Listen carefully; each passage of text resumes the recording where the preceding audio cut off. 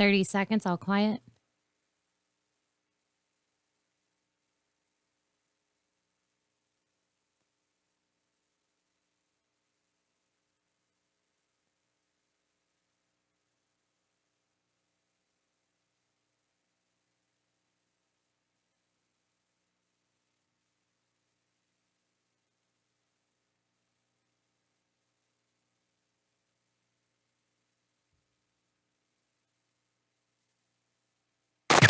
This is chaoticradio.com.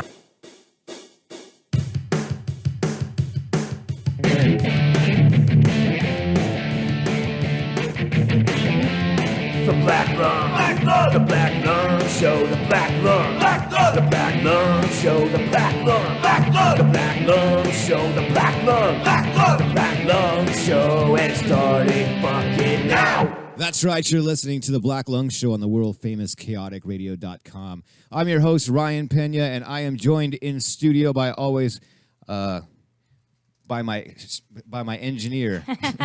I'm already stumbling over my words. The show just fucking started. God damn it. Spit it out, Ryan. I'm trying. I'm only one beer in. You know, you gotta give me a second here. You got to get to get to that level. I should have done that first. I didn't do my show prep. You can already, everyone who's watching on YouTube, you can always see my show prep too. I'm always running around like a chicken with my head cut off with all my kids and work and with the band and with the show.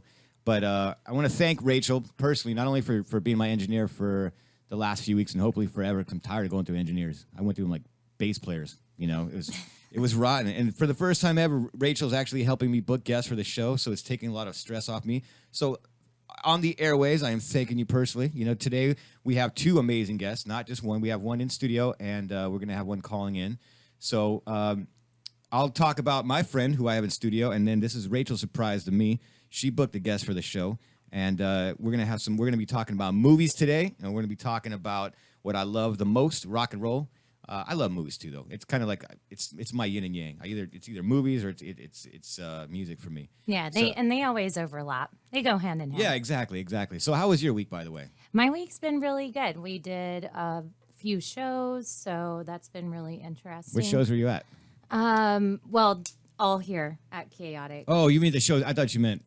Right, yeah. So we did totally April's Rag House show on Wednesday.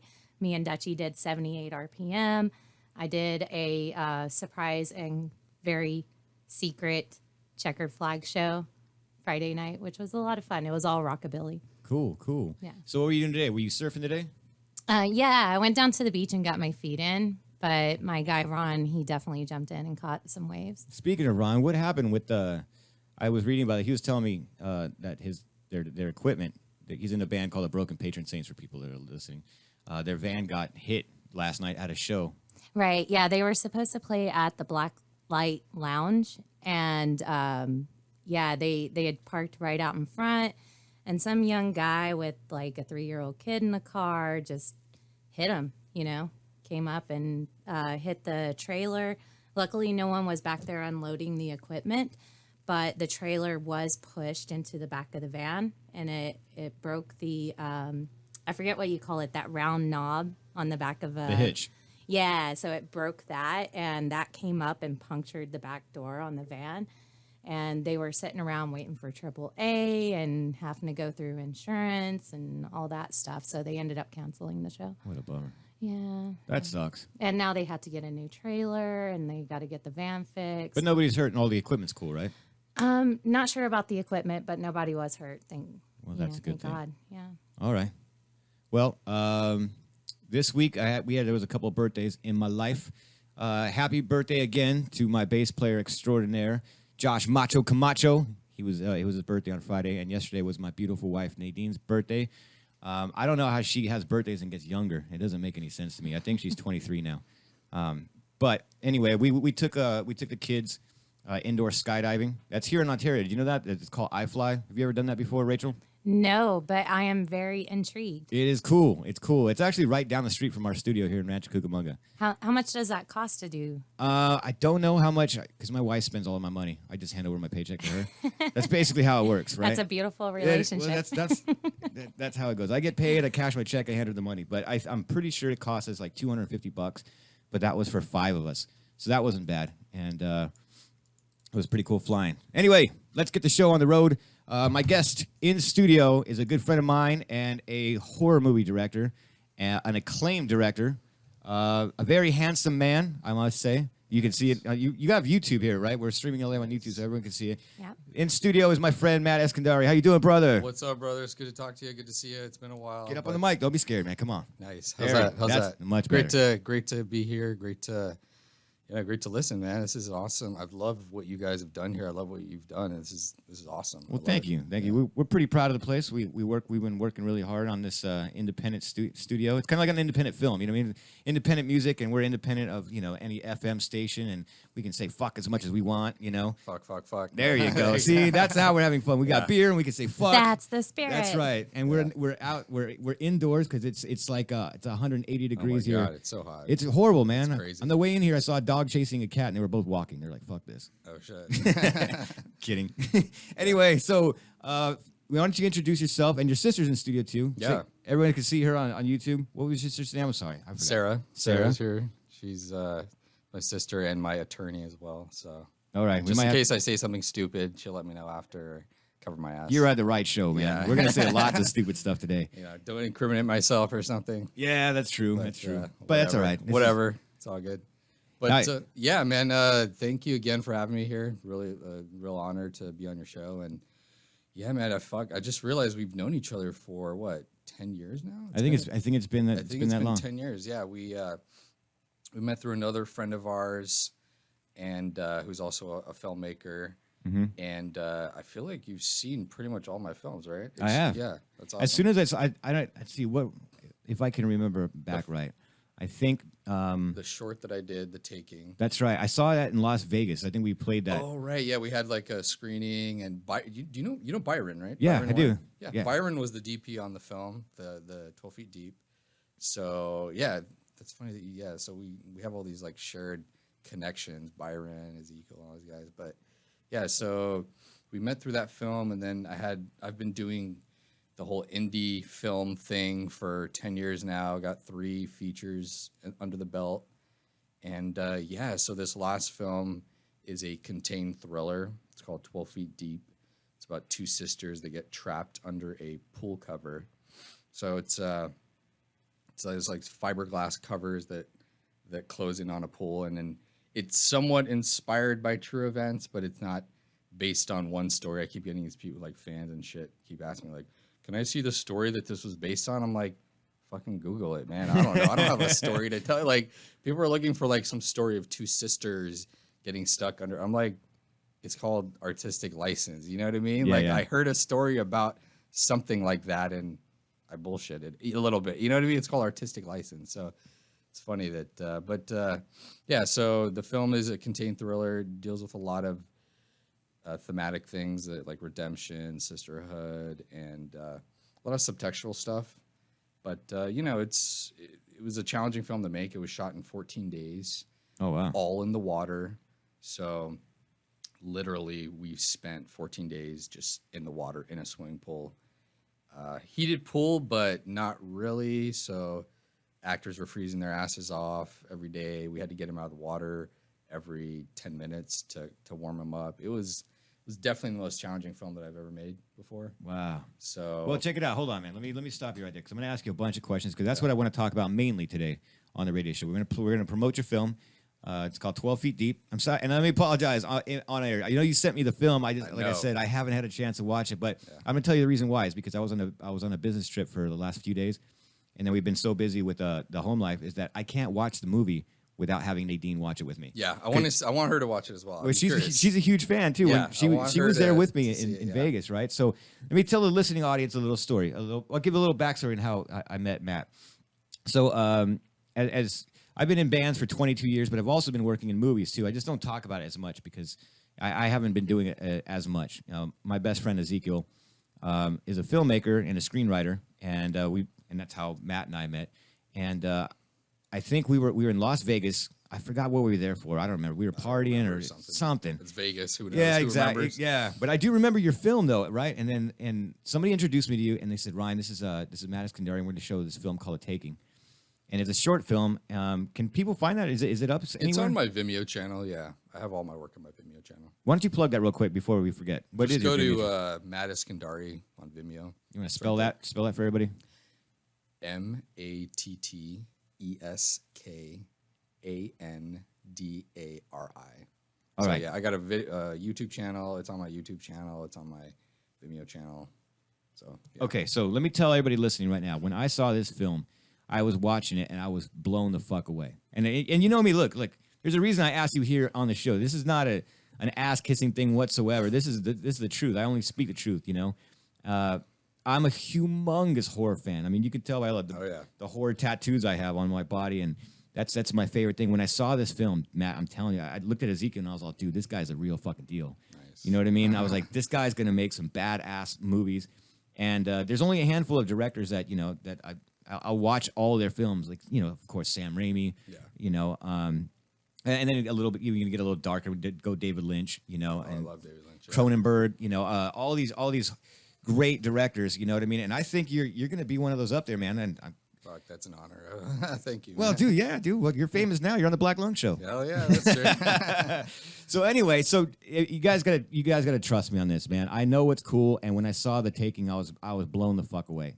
It was one of the most amazing short films I had seen. It was dark, it was spooky, it was very well directed. I mean, and well shot. Like it just looked very professional. When did you film that?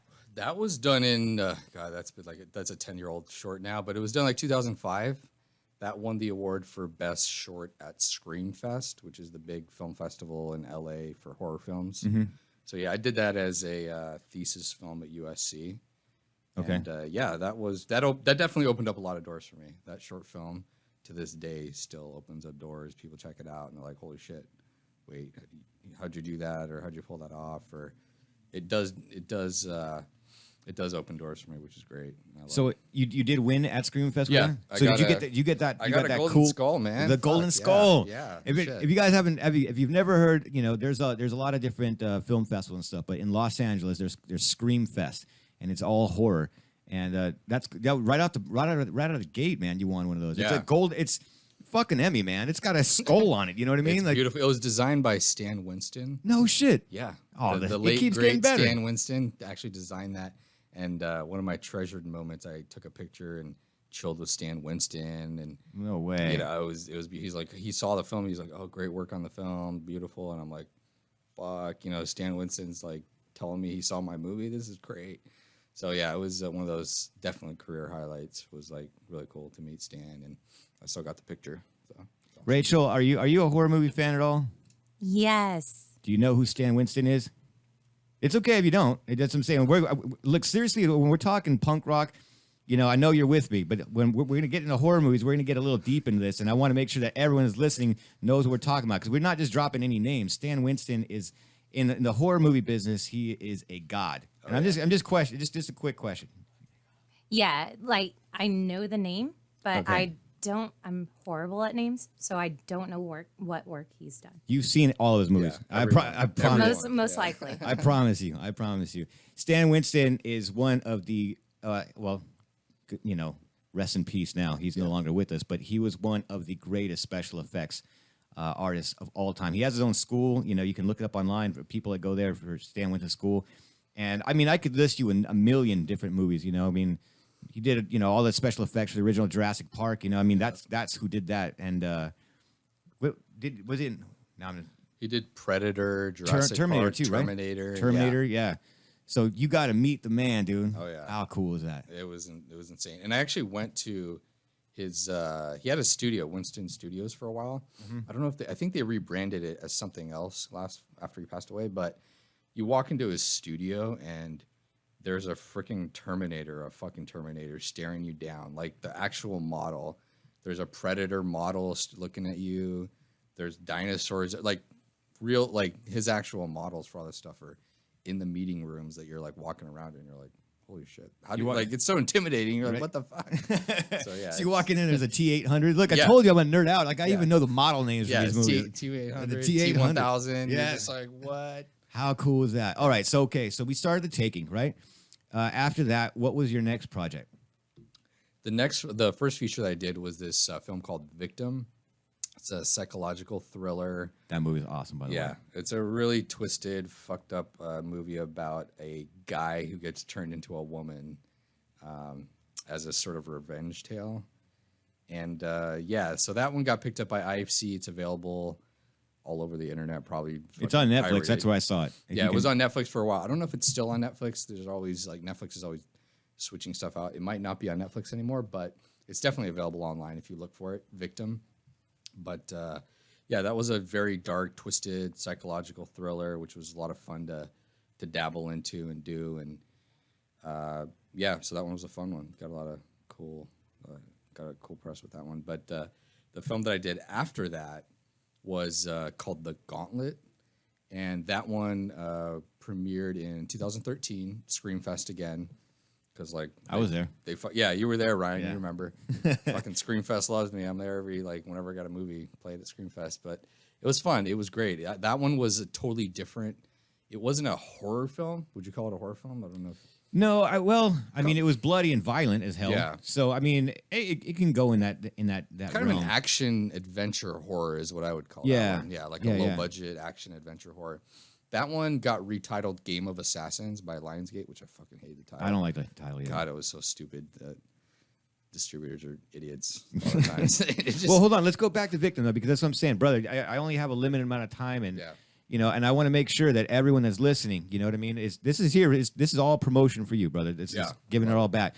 So, Victim, I want to talk about this film for a little bit because I was watching it and I was like, holy shit, dude, my friend Matt is a sick motherfucker. It's badass, man. It's a really good movie. People are always asking me for opinions on horror movies, and I watch everything. Trust me, you know what I mean. And I love movies that kind of fly under the radar. You know, one of my favorite horror movies of all time. Well, I got a lot, but like a great one that no one really talks about is Clive Barker's The Midnight Meat Train. You told me about that. You told me to watch that. I still haven't seen it. You still haven't seen it? I need that's on my list. I remember you called me and you're like, "Can you watch this film?" I'm like, "It's on my list." See, there we go. All right. Well, that's on your list. It's got Vinnie Jones in it, and it has what's the good looking dude from The Hangover? This Mr. Bradley Cooper. There you go. Bradley Cooper's in the movie. Bradley Cooper's in the movie, and it's one of the best Clive Barker adaptations I've ever seen. Oh shit! I definitely got to see. So anyway, I always recommend movies to people, but Victim was dark, man. I was watching that with my wife, and I was like, "Holy shit, man, that's crazy." What did Nadine think? Did she? Nadine loved the movie. Nadine, cool. she loves all your work, man. Yeah, and that's awesome. She'll probably come in and check out the podcast later. Cool. So Victim, okay. So everyone listening, you can check out Netflix. If not, then I'm sure you guys all have those Amazon Fire Sticks that are all jailbroken. You can find any fucking movie you want. Which I'm not promoting that because look. You know what? At this point, just find the movie and watch it. I don't give a shit. Like, good, it's like, good. I'm glad about that. Just watch the movie. It's hard as an independent filmmaker. People are always asking me like, "Oh, where do I watch it?" It's like all these distributors. They need to make it easier to watch movies, especially smaller indie movies. They need to make it a hell of a lot easier to just find the film, watch it. Not have to deal with a lot of the bullshit. Just like I don't even know where to watch Victim, to be honest. Like I don't know what the fuck the distributor. Like I don't know it. I'm not gonna lie. I think it's available on Amazon. I think, but it's always switching hands. Like IFC sells it. It was on Shudder. You know what Shudder is? Yeah. It was on Shudder for a while, but then I got an email like a week ago, and some girl in like Wisconsin was like, "I'm trying to find Victim. Where can I find it? It's not on Shudder anymore." And I'm like, what the hell? How's it? And then I looked up, it's not on Shudder anymore. I'm like, what are these distributors? Like, how is it not available to watch? So I was like, you know what? Give me your address. I'll mail you a DVD signed since you're such a fan. And she was like, I love it. Line, dude? What the fuck? Showed up empty-handed. I'm handing you beer. I'm giving you a radio show. Oh, whatever. It's all. I'm gonna hook you up too. All right, cool. A signed DVD of Victim. I want one for Rachel too because I want her to see it. You guys got to see this, Rachel. You got to. You know what I mean? I'm stoked on this. Not only is he's my friend, but I'm telling you, like when it comes to like talent, when I get excited when I'm talking about, some of the guests that we've had in here, like Cheetah Chrome from the Dead Boys and some of my favorite musicians. This is one of my favorite directors. I'm dead serious. Like I'm lucky to know this guy. This guy is badass. So Victim, That's awesome. Victim is a really twisted movie. And dark, yeah. Dark. It's a dark movie. And okay, so you said one thing which is great. That's why I don't write questions. I like to let the conversation flow that way. So mostly on this show, I have bands come in and we promote bands, and their albums and stuff. And you're the third Horde director. Oh wow, okay. Third one. I feel special, Ryan. Thank you. Oh, dude, I've been trying to get You're you. not the first. I know, but but- you've been trying to get me for a while. You're like, come on, and I'm like, well, let me get this damn movie finished so I can like talk about the movie. Right. Which Yeah. which we're gonna get to, but I have these conversations with musicians constantly, and she's a lawyer, so maybe she can help out with this. Maybe she has an opinion about this or not. So musicians are pissed off because of internet stealing. Napster, even when it started back then, they put out albums and all of a sudden it's all over the internet and they're not making any money anymore. And so some people were pissed off. Like I think Metallica sued Napster or something at one point. It was I don't know. See, Yeah. that's the difference between us and them. I mean, punk rock. See, for me, I just want people to hear my music. I don't give a shit where it comes from. So for me personally, I don't mind pirating. Share it, man. Please put it out there. But as a filmmaker, man, this is your bread and butter. You know what I mean? So how It's tough. I mean, I'm probably going to end up posting something about my thoughts on this eventually because the last film that I just released, it's literally available all over the world right now, pirated. Like, I had no idea how easy it was. easy it was, how it's changed in the last just 2-3 years because of bandwidth availability. And there's so many sites now where you can upload movies. And I was looking at Facebook. I was looking 12 feet deep, see what some responses are on the film. And there is these like Indonesian like websites that are streaming the film and then having like a live kind of like chat about it as they're streaming it. And they're on their Facebook page. Oh, wow. Totally. Like it's not even available in Indonesia, but there's like this Indonesian horror club that's like watching it and talking about it.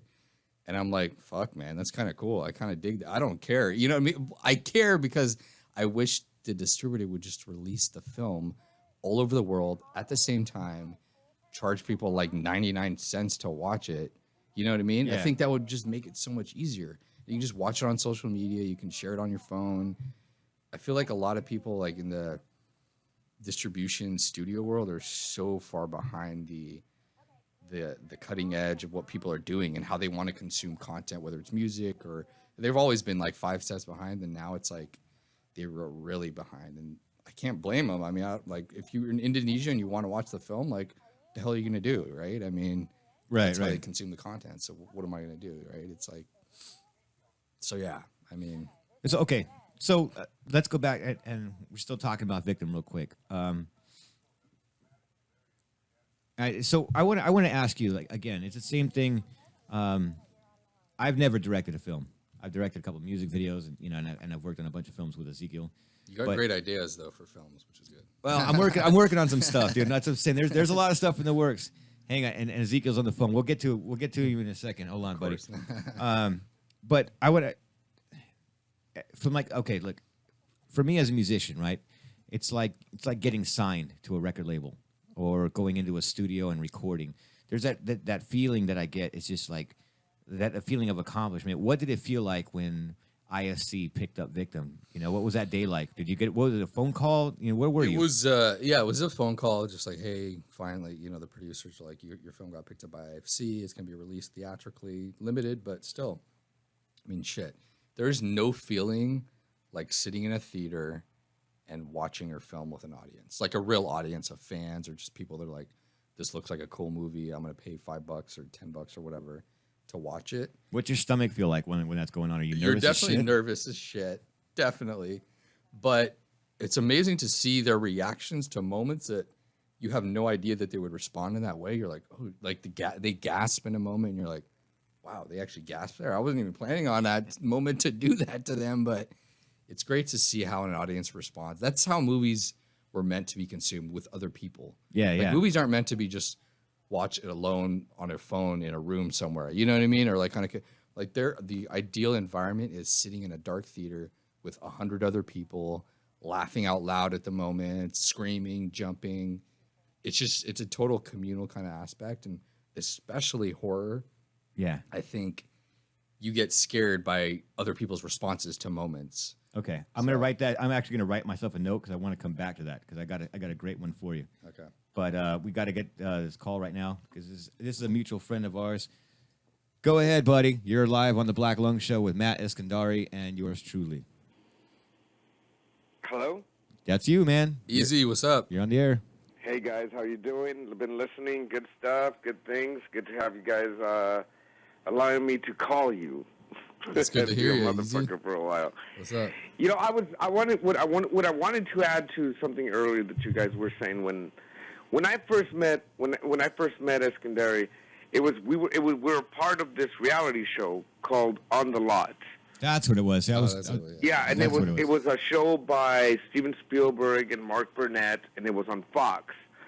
And we were competing and all that stuff. And I did this short called Unwritten Law, and you know, I had a lot of friends help out on that stuff, and it was made for the competition. And when we got in, I remember I called Punk Rock. That's what I call him, Punk Rock Ryan. When I called Punk Rock, and I told him, you got to see this one movie in there. Because Eskandari's film was one of the early ones that was posted online, because that's where the voting started online.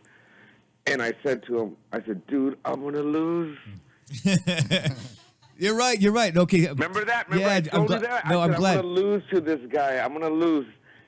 You're right. I remember that. So I'm glad you called in. See, thanks, man. Because when we were talking about, we're like, what was that for? I remember because when we were doing the On the Lot thing, right? We had finished that film, and I think we went down to Las Vegas for a party, and I think we were actually shooting. Remember, we did another short film called The Silence.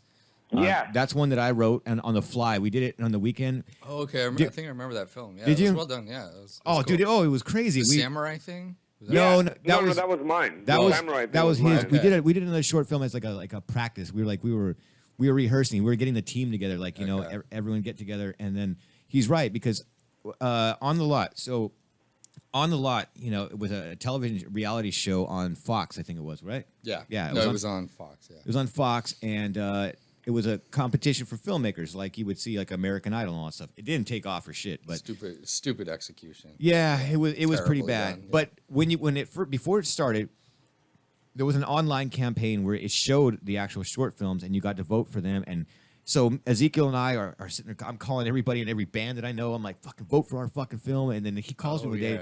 That's what it was. He called me and he's like, Ryan, dude, there's a film on here called The Taking. And I'm like, fuck that movie, dude. I'm gonna go watch it right now. I'll call you back in a minute. He's like, I'm gonna lose, dude. And I saw it, and that's what it was. It was at that moment I was like, oh shit, dude, we're gonna lose. This shit is badass. I'm like, we're about to get whooped. And sure enough, I think I say we was, you know, well, I was part of Ezekiel's team, and he made it pretty far on this, but you actually made it on the show. No, I made it on the show. I got kicked off like the second week, I think. How come? I still remember I pitched to Brett Ratner a action comedy kind of thing. That was the thing of that week. They asked us to come up with a concept, and it had to be like an action comedy, and then you had to pitch it to. You should have told him Transformers. Yeah, right. Right? That would have been a perfect time to tell him that, right? Yeah. I don't remember what it was, but yeah, it was just a badly executed show and just stupid. But it opened doors in that sense. It was like, you know, to be on a reality show at that young of an age was kind of cool. Well, you know, it was cool too for me, dude. It was just sitting at home watching that because after that we had met you before the show had gone on air. Yeah. And Nadine and I are sitting at home and we're like, "Fuck, there's Matt on TV," and like, "Oh, check it out, our homie's in a reality show." And then you were gone in the second week, and I was like, I turned it off. I was like, "Fuck this show, man. They're gonna get rid of Matt. Dude, this is fucking ridiculous." Yeah. That's why your show failed, fucking On the Lot, you piece of shit. Yeah. Well, we you know, and that's how Eskandari and I became friends. Like, you know, like when I became a fan of his work, and I know like he really appreciated what I was doing, and then we just started talking online, and then he's the Mexican Tarantino. Oh gosh! And then so soon we started hanging out and talking, and we became close friends. Like 10 years later, now we're still friends, and you know, flash forward. You know, with this movie, I'm gonna plug the two girls that are drowning movie. 12 feet. 12 feet deep. All right, I'm gonna plug it because I've seen it. You saw like early. I sent Easy like early cuts, got his notes on it and stuff. I've seen it 4 times, and I'm gonna tell you, it's very well made. It's good. It's intense. It doesn't let go of your balls the whole way through. And I just have to say, just as not just as a filmmaker, but as a friend, I'm very proud of what you did. Thanks, man. Appreciate it. It's really good work. I mean, I can't wait for everybody to see this movie. Because who would have thought, let me tell you this, who would have thought about a movie about two girls for, you know, a whole feature-length story that are trapped in a pool, that are like drowning and stuff and freezing and all kind. I'm not going to give any, you know, spoilers of what happens to you or anything. But who would have thought that you can sustain a story about two girls trapped under the water like that? And when I saw it, I was like, damn. Yeah. Like, I couldn't take my eyes off of it. It was like, what's going to happen next? Like, how are they going to get out? How are they going to get out? That's what I hear a lot is people are just like, they watch it and they're like, they're in it right away because like, they're like, what the fuck? Like, how are they going to get out of here? You know what I mean? Because initially they're like, oh, they get stuck, and I'm sure there's not a lot to this. But then they're like, when they start watching it, they're like, they're in it the whole way because they're thinking, okay, they're going to get out of here, right? Or what's going to happen next? Or how are they going to get out of here? So that just built in to the concept and into the film. You're intrigued because you just want them to see how they're going to get out. Yeah, and then you got the guy from Saw. Tobin Bell, yeah. Yeah. How cool is that when you got him to come in? Tobin Bell, getting him to do the film was a huge. I mean, it was funny as I was doing rehearsals with the actors because this was 2 weeks before we were shooting, and I get a call from the casting director, and she's like, "Oh, Tobin Bell wants to talk to you," and I'm like, "Wait, Jigsaw, Tobin Bell, like he wants to talk to me?" So I'm like, I have to act professional and everything. Meanwhile, I'm like nerding out. I'm like, it's freaking Jigsaw. It's freaking, you know, so I'm like nerding out in the back of my mind. And then he actually calls me up on my phone, on my cell phone. And I was like, what? So he calls me and we had a good like 10-minute conversation about the film. He'd read the script and he's like, it's a really cool script. I love the characters. I love what you've done here. I'd love to be a part of it. You know, however I can, you know, join in and be a part of your vision and everything. So it was an honor. I was just like, just taking that all in. And I didn't know what to expect when he showed up on set. Because I'm like, okay, Tobin Bell, is he going to be one of those actors that like, you know, you never know. Certain actors, I mean, Yeah, it could be a douche. Could be a douche, could be a dick. You never Yeah. know. So I'm like, God, is he going to think like this is, you know, some little indie movie. I don't give a fuck about it. I'm here to get my paycheck and get the fuck out. Right. But he shows up, man, and he's just a well of ideas, just constantly like, what if I do this? What if this happens here? And he just opens his mouth and he, like on screen, he just has presence. It's one of those things that not a lot, some actors have and some don't. He has presence. Like he just opens his mouth and there's depth to it and there's what he's saying. And it could be the dumbest little line, but he just has that inner life to his characters. So, and then he's in between takes, he's telling me stories of how it took him years to break into the industry, and he used to be an extra. He was telling me he was an extra on like William Friedkin movies and movies for like wow. Scorsese. He was an extra on like movies. He was like a background extra, and he would watch the directors and the actors, and he would take mental notes, and he would always be like, God, I want to one day be like one of the actual actors in the film, like one of the bigger actors. Yeah. And he said it took him a long time, man. He's like, it took me like, he's like, yeah, it took me like a decade of like background work until finally break in. And Saw was his big thing. Like before that, he just done TV stuff. Right. So he was telling me the story, and it was like fascinating to me. I'm like, wow, I had no idea the you know, the journey that you went through as an actor to get where you're at now. So. Oh, awesome. Cool. All right, brother. I don't mean to interrupt you. And Ezekiel, dude, I'm going to put you, I'm going to lower you down. You're going to stay on the line, okay? But I got my second guest now on the line because you know my two favorite things, brother: horror movies and rock and roll. So we're gonna talk some music now too. We're still going to be talking about some movies as well. The show's going to keep going. If we go over today, usually a show goes from 4 to 5, but with two great guests, I think we might go a little bit longer. So anyway, let me lower you down. Go ahead, Rachel. You want to plug them through? Yeah, definitely. We've got Ben Reagan, who is playing with Richie Ramone, formerly from the Pagans, and another couple of bands that I can't put the names to right now. Yeah, that's all right. But he's amazing. You know what I did? That's what I'm saying. I appreciate it because for the most part, every band that I booked on the show are either friends of mine, bands that I played with, bands that I wanted to play with. and bands that I know, so I already have some idea. This is kind of like a mystery prize, you know what I mean, like a Cracker Jack box at the bottom. I'm going to discover it just as, the same as Matt sitting next to me and his beautiful sister Sarah, and we're all gonna, and Ezekiel too. Check it out, dude. We're all gonna experience brand new rock and roll, and a guy that I can't wait to interview. This is Ben Reagan. Is he on the line? Ben, are you there? Hello. Hey, Yeah. welcome. Thanks for having me. No problem. How you doing, Ben? My name is Ryan. This is the Black Lung Show on chaoticradio.com. Awesome. I'm doing all right. Just gearing up to take off tomorrow morning on tour. Where you guys? Okay, you're touring with Richie Ramone, right? For the listening audience. This is with Richie Ramone. Yeah, I've been with Richie for the last. We've known each other for over 6 years now. It's been about 5 years playing in the band, and we're starting tomorrow in Dallas at Trees, and then it's going to go from there. I just run down the states ones. There's not a whole lot of. Houston is after the next day at the White Oak Music Hall. New Orleans at Siberia, Huntsville at Maggie Myers, Atlanta at the Star Bar, Ybor City, Florida at the Orpheum, Lake Worth, Florida at Propaganda, Satellite Beach at Page Live, Jacksonville, 1904 Music Hall, Savannah, Georgia at the Jinx, Wilmington at Reggie's, and Chapel Hill, North Carolina at the local 506. And those are the stateside dates.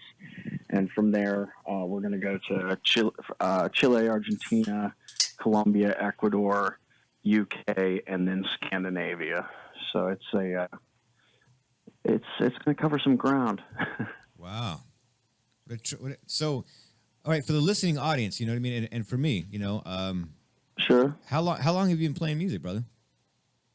Well, I started playing professionally when I was 15 years old, in hardcore punk bands, I guess what they call grind now, and a lot of DIY stuff, real fast, protest-oriented type music, and just kept going. Lived in St. Louis at the time when I was in high school, moved to Seattle as soon as I was of age, and I've been down here in LA for almost 15 years now. And just, when I was younger, it was kind of one of those things where my mom was like, well, you're going to work while you're in school. You got to do something. And I said, oh, I can make some money. And she's like, oh, if you deal dope, I'm going to boot you. And I'm like, well, no. My band, will get paid. And if my memory serves, I was telling this to someone the other day. We did our first show I ever played with my band. We opened for Adrenaline OD from New Jersey thrash band. And when we got paid at the end of the night, the guys in my band knew what was going on at home, so they let me hang on to the money. We did split it up. So I came home and was like, oh, look, I got $175 or whatever. And, Wow.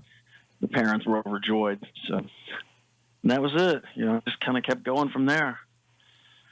So which bands were you in? And I'll say this, I did look you up a little bit, so I do know a few of the bands that you've been in, and but for the listening audience, for everybody, and also, brother, if you're in LA, man, when you get back from tour, and if you can work it out too, I'd love to have you guys here in studio. We got a real nice studio here in Rancho Cucamonga, dude.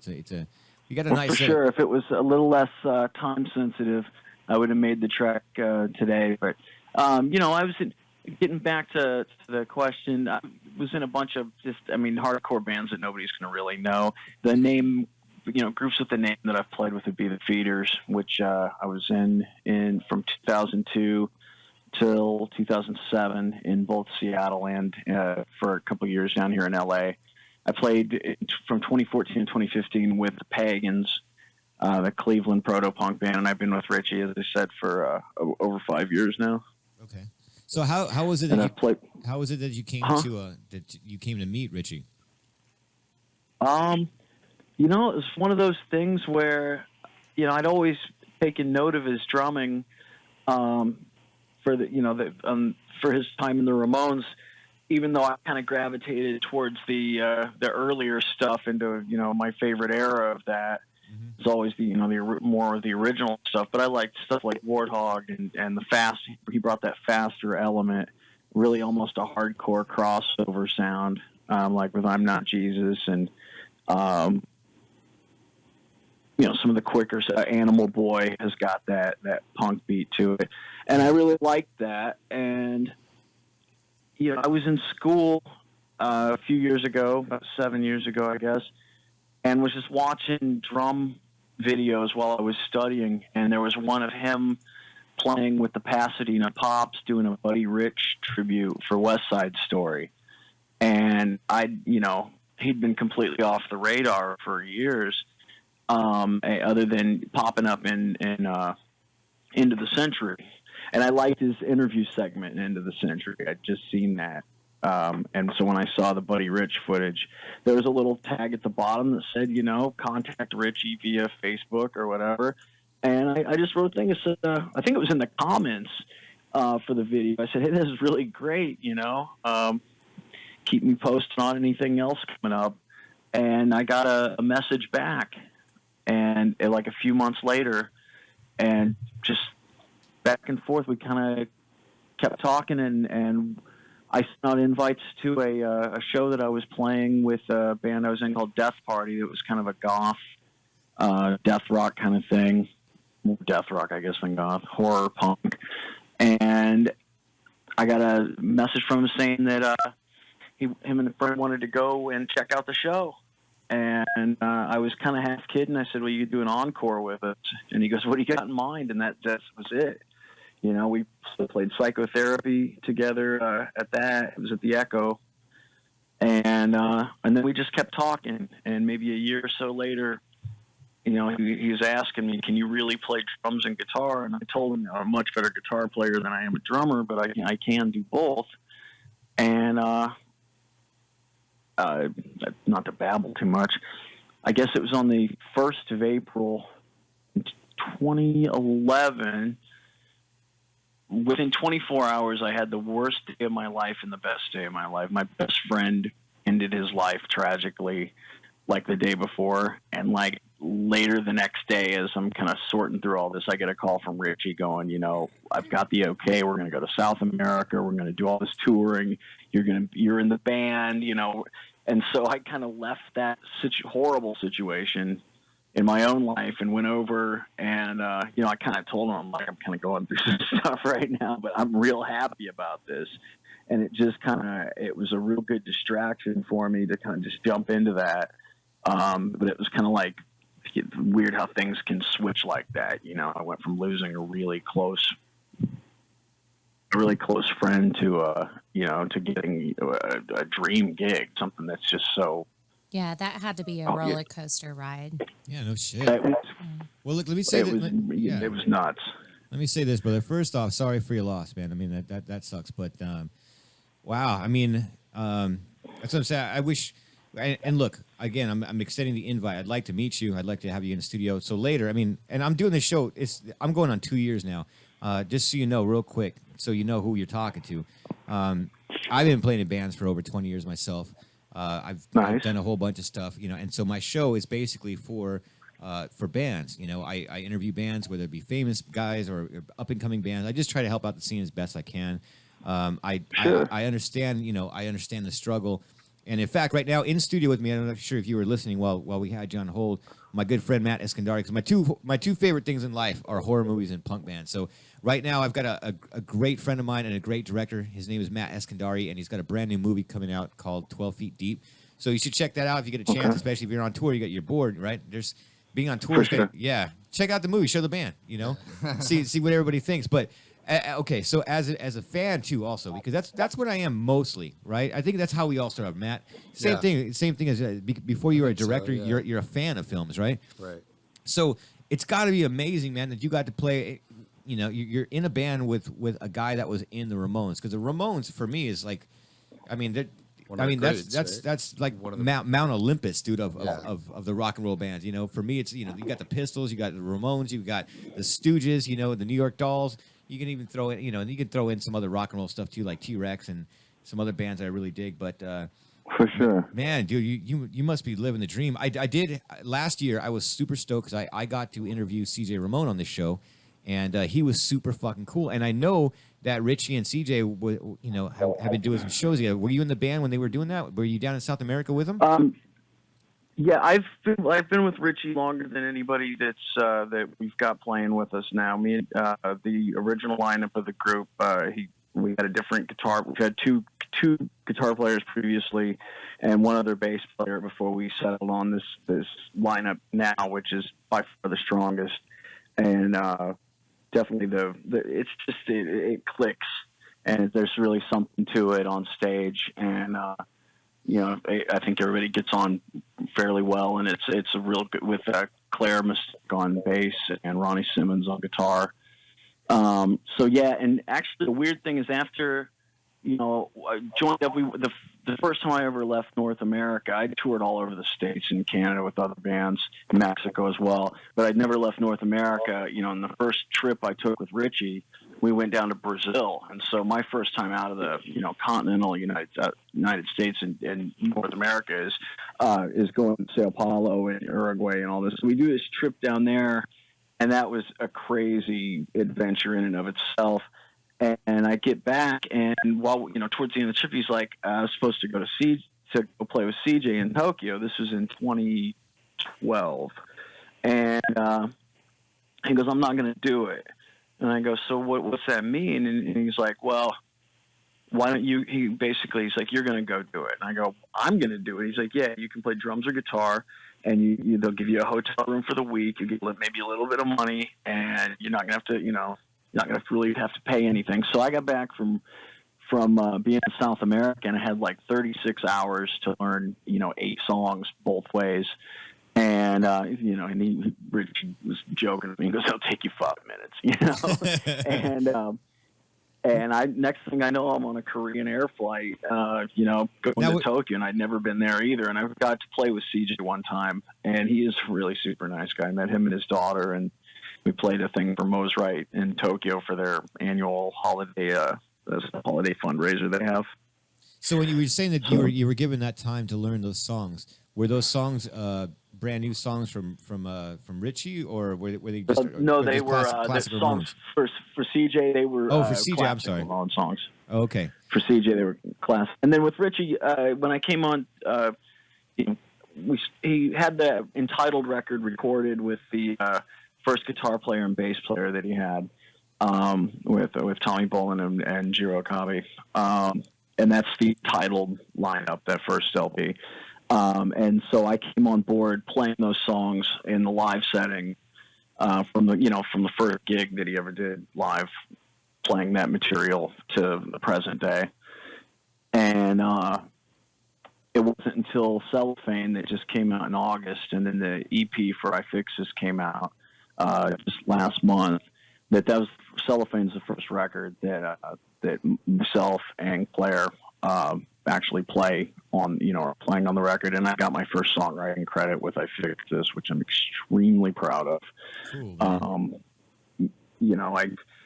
I got it's, you ask how can it get, better, and you're playing all these shows and getting this, bragging rights or whatever you want to call it, this accomplishment of not only playing drums with a phenomenal drummer, and I have trouble with that. It's like, it takes a lot of moxie to get up there, and I know the guy can just pulverize me on drums. There's no question. You're talking a 50-year veteran playing drums, as opposed to I picked it up as a second instrument in my 20s.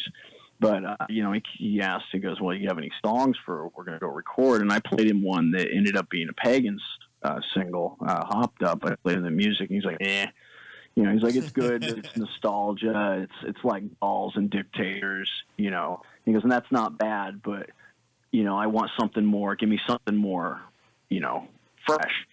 And, and I went back to my hotel room or wherever, and I'm like, give me something fresh. And I did hash this thing out, and when I played it for him, it was after we'd gotten back from a tour.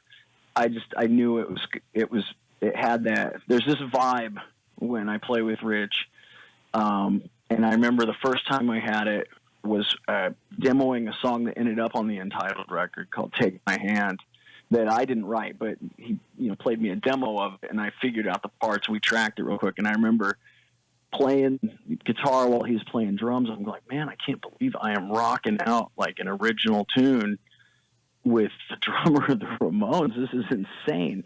And I got that same feeling when I played him it, and he ran into the drum room and started knocking out the beat for it. And the way that we recorded the demo for that is pretty much exactly how it ended up on record, other than the lyrics got fine-tuned and there's a break in it.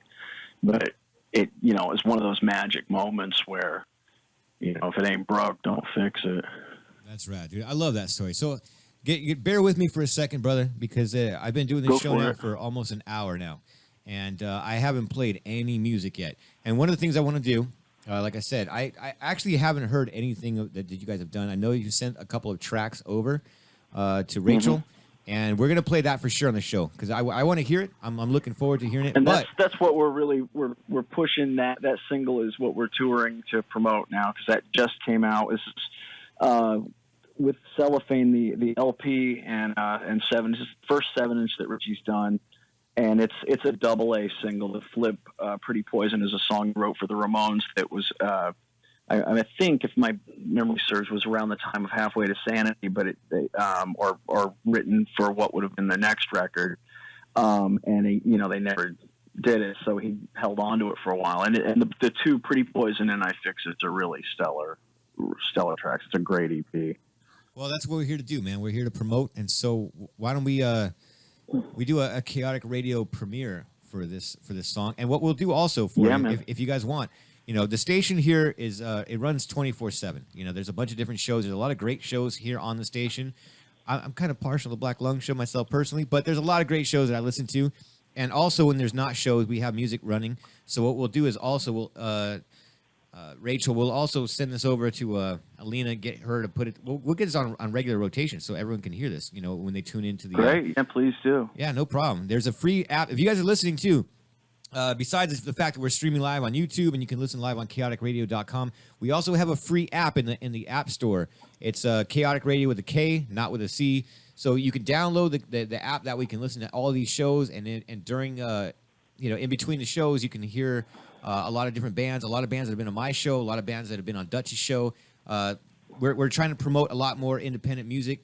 You know, I mean, when you listen to terrestrial radio, you know, I don't know about you in LA, but here in the Inland Empire, we got you got KLOS and KXLU and KXLU for sure. But I meant the regular ones, right? Where you know not the internet ones where you're it's like, fuck, dude, do I have to listen to K-Earth? Yeah, do I have to listen to Metallica and do I have to listen to Led Zeppelin again for the fucking millionth time? It's like a broken iPod, you know. I want to hear new shit, so that's what we're here to do. Is new shit.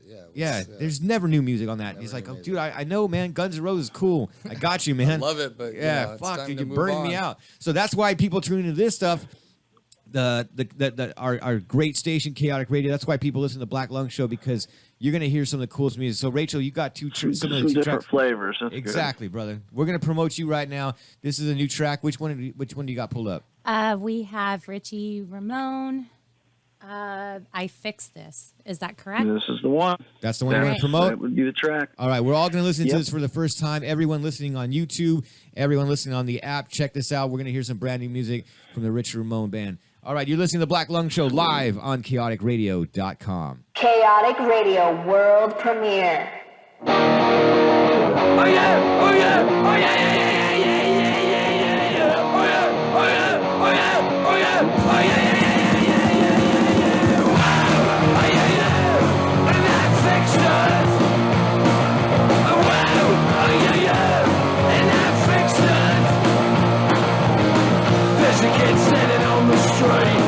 Just looking for something to eat. Whoa,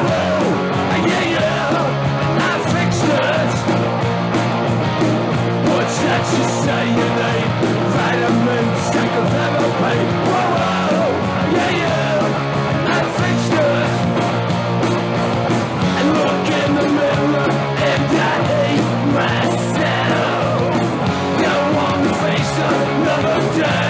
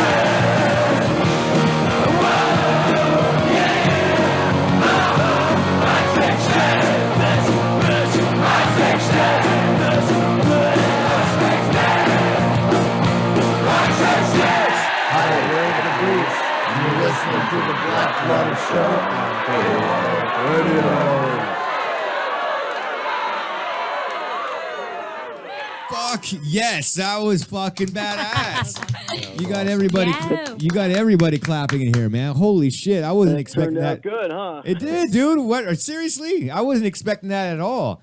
That's fucking. That's amazing, man. I mean, fuck.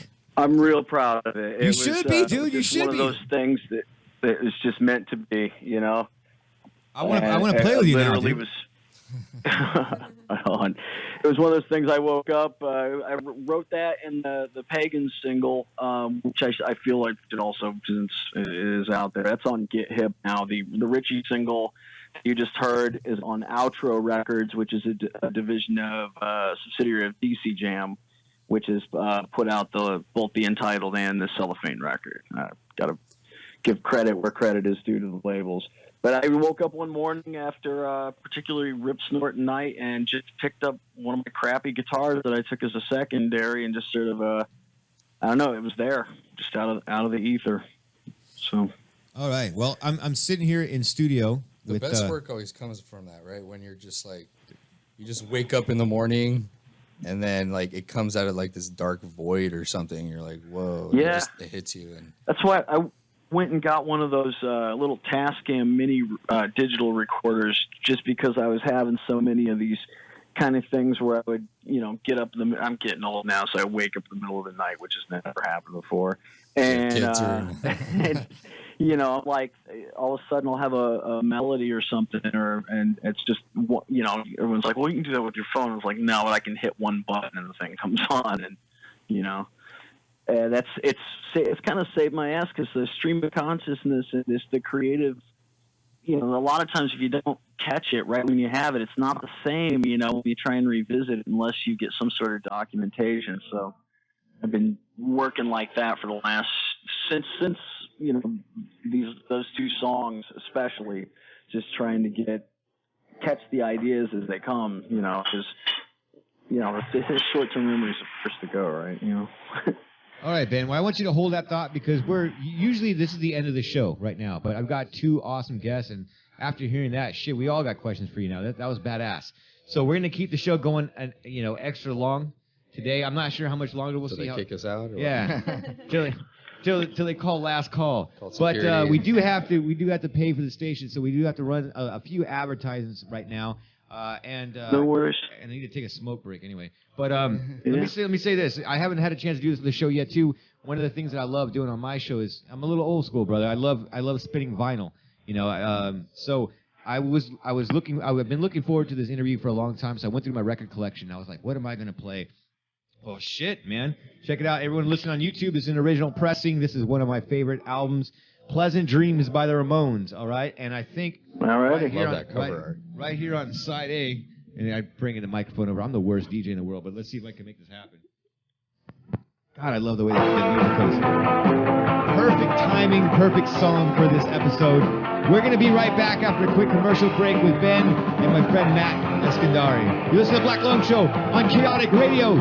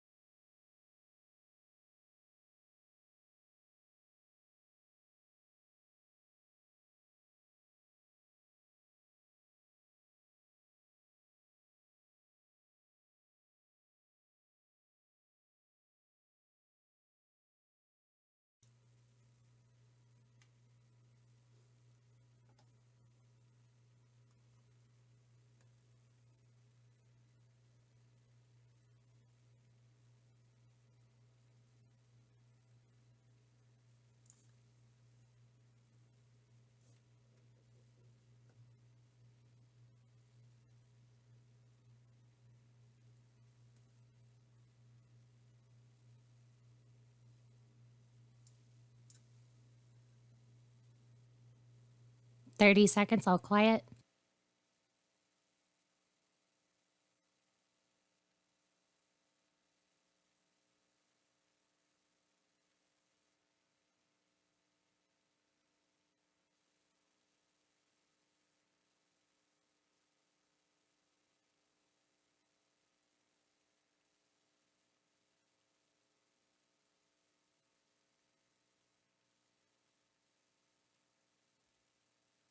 This is Shattered Faith, and you're listening to Black Lung Show on chaoticradio.com. And we're back live. Go ahead. It's cool. We're having all sorts of fun and technical. It's all right. We can play some more music if you want to. I'm having a time of my life right now. I love doing this show. And right now in the studio, we're back. I know usually the show ends at 5 o'clock, but we're having too much fucking fun. So we're going to keep the show rolling. We've got on the phone, we've got Ben Reagan from the Rich Ramone Band. We've got in studio my good friend and one of the best fucking horror directors you've ever seen. I'm telling you, people. I thought about something that I wanted to say on the air. You know, I've said this before. I know what I'm talking about. You should listen to me. But let me preface that because recently I saw something on YouTube where they had what was it? Not Jimmy Kimmel. What's the other guy's name? Jimmy Fallon. Jimmy Fallon. Thank you. Thank you. All right. Sarah for the save right there. Jimmy Fallon took you two into a subway station and they dressed up like bums and they were playing music and everyone walked by them. No one gave a shit about them. Really? Not whatsoever. Wow. They didn't care. As soon as they took off all their disguises. Thank you, Dutchie for the save. Dutchie's in studio too. You can see exactly. There we go. We got you covered. Thank you very much. I appreciate it. It's a chaotic radio family. But when they took it off, then everyone mobbed up, right? And so my epiphany on that was just like, you know what, man? People just don't know what's fucking cool unless everyone else likes it. As soon as fucking everyone was like, oh, it's YouTube because they're already established. They know that, you know? But who's the one that figures that out? And that person is me. You know, if you don't know what's cool, I'm going to tell you what's cool. And that's what's here on my show. This is some bad shit right here. The best horror movie director that's going to come up. And I'm telling you, my feeling is this guy's going to be, the next Stephen King. You know, people are going to know. The film's called 12 Foot Deep. Is that 12 what feet deep. 12 feet deep. 12 feet deep. Okay, I remember. That's right. I have a question, because I wouldn't say I'm a horror buff, but I know my way around the celluloid a little bit. All right. And I have to just ask, in terms of horror directors, are you a fan of like the horror or the Hammer school or like Bava or Fulci? I mean, those guys are classics. Yeah, my favorite director is actually John Carpenter. The Thing. Okay, yeah. Thing. Did he do From Beyond? Is that him too? No, that was Stuart Gordon. Stuart Gordon. Okay, yeah, that's a freaky movie. That was, yeah. But I'm with you, brother. I love everything about horror. I love all the Hammer horror films from the 70s. Oh, those are amazing. Yeah, you guys know that Herschel Gordon Lewis, Roger Corman. Yes. Yeah, there you go. What do you guys think about Universal? They're trying to bring back those films with the whole Mummy and all this stuff. No, dude, it's a bad idea. See, my whole thing is I'm so fucking sick of remakes, man. It's like make something original. It's the same thing with music, right? The same thing with and Ben, you could attest as far as music goes too, because the last week that we've had some of our guests on here. Some of these guys have been, playing in bands for years and years, and they always say the same thing. It's like, shit, you can go out there and play the hits, you can be a nostalgia act, but if you're not growing, what's the fucking point? Right. See, right there, if I may, that's something that's really important because really with the Feeders, the Pagans, and with Richie, especially, there's because the Ramones are a major label act, Rock and Roll Hall of Fame and everything. But there's I call it, there's more to it than that. But hired gun. But coming into something that has a name as an underground musician, it was important to me in each situation, and the Feeders was the first one to not only have do a representation of the classic material, but there's got to be something new. There's got to be something. And then you run the risk of you don't want it to be too far off the beaten path where you alienate your niche and your core fan base, but you can't just have it be my brother used to say rehash for cash. He's like he'd give me crap and go, what are you doing rehash for cash? And I'm like, no, there's new material and it's important to grow, and it's not fair. I don't think because I've seen the both sides of it, where you go see it, as a music fan, as we're talking about the fan, and in my case, like a record collector, going and see a band and you're expecting to get all the classics, and then, they want to play their new material, and that can be a letdown, or, it can go either way.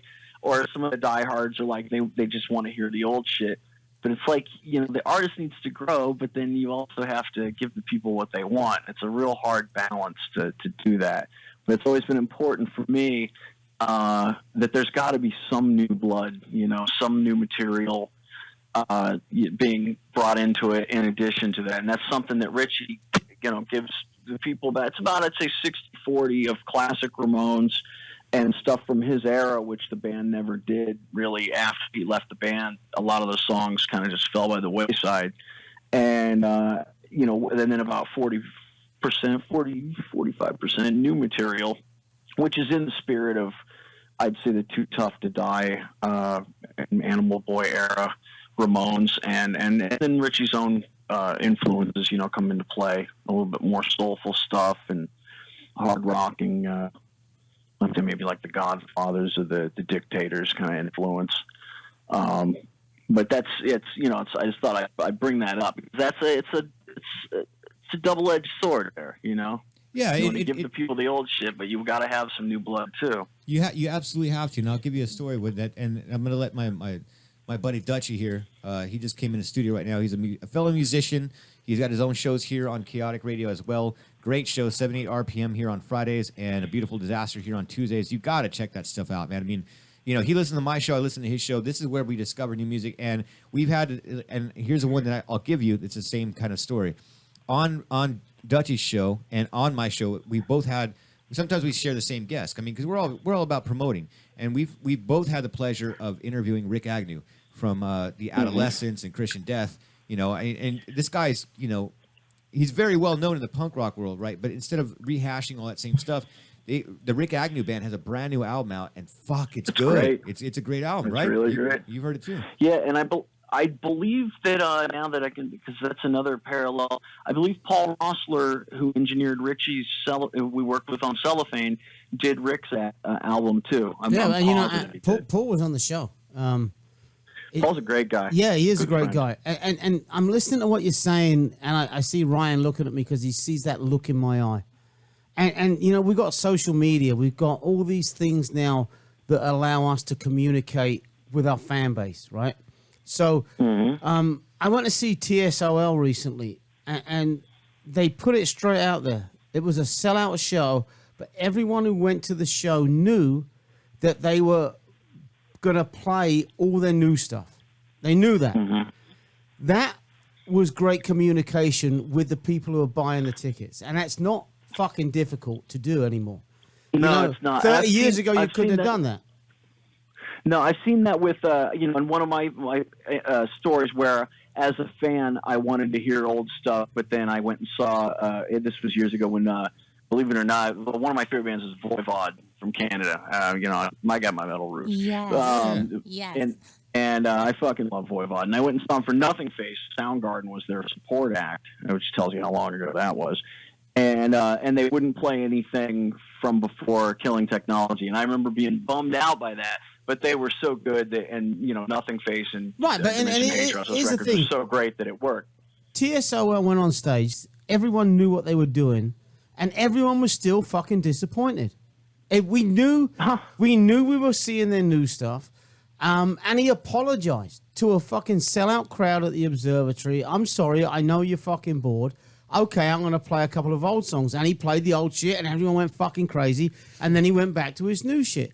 You can't win. You can't fucking win. As an artist who's got... You've got to mix it. You've got to give them a little bit of everything. And that's one thing, getting back to Voivod. Now, when they're touring, they go all the way back. And even though they've got a new record, a new single, and their new shit is great, I've been noticing this with the Dickies. Now they're doing shows where they come back and they do Dawn of the Dickies, or they'll do Incredible Shrinking in its entirety. And that's what it says on the... I'm seeing a lot of bands do this, where you get them 2 nights at the same room, and one night they do one of the classic albums, and the next night they do, a totally different set list. And I think that's what artists that have a lot of, a broad catalog, they kind of have to do that, because there's only so much music you can, pack into an hour, hour and a half. Yeah, it's funny you say that too because I've been seeing a lot of bands do that recently. I frequent the Riot Fest shows a lot. I've flown to Chicago, I've flown to Denver, and I know Psycho in Las Vegas is coming up, and King Diamond is actually going to be doing the whole Abigail album. Isn't that's gonna be crazy? I saw the ads for that. But hey, man, that would be so good. Besides me, man, I've got my in-studio guests want to ask you some questions too because you should see everyone, dude. Everyone's faces in here, dude. When we played that new track was just lit up, just like you guys liked it, huh? Yeah, dude. I'm telling you. So, go ahead. Good. It was awesome. I was a punk rock fan growing up, so I mean, listening to the Ramones and then hearing you and meeting you is awesome. And that song was fucking great. Well, I'm glad you liked it. Like I said, it's not over yet, you know, and I'm really stoked to be leaving tomorrow to go and spread this little ditty. The 7-inch that came out is the packaging, everything is it's so cool, and I've always been really adamant about I want anything I play on to be on vinyl if it at all possible, even before it supposedly came back. And I'll say this: Darren Herman, DC Jam, and Outro. Not only the cellophane record, but the Fix This Pretty Poison single, the packaging and the mastering, everything is just top shelf. It looks and sounds so killer. Well, when you check this out, and for everybody listening too, recently in the studio now we've been live streaming on YouTube, so you can go back and watch the interview. And so for everyone watching too, I want to say this. I want to thank my brother right here, Dutchie, because there's a lot of shows here on Chaotic Radio, and a lot of them are really good. Well, I should say all of them are really good, but he's laughing at me. But, Dutchie and I have a passion for this. I mean, there's a reason why we've been doing this forever. I mean, we love music. We love helping bands. We love everything about this. And a while ago, I'll let you tell a story. What happened with your storage shed?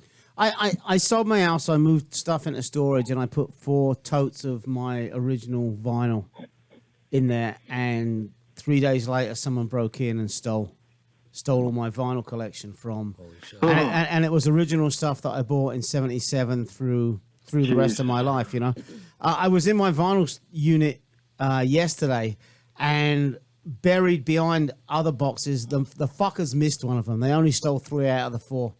And in that in that 4th box, the one I didn't steal, was a 12-inch version of the Ramones, Rockaway Beach, Teenage Lobotomy, Beat on the Brat.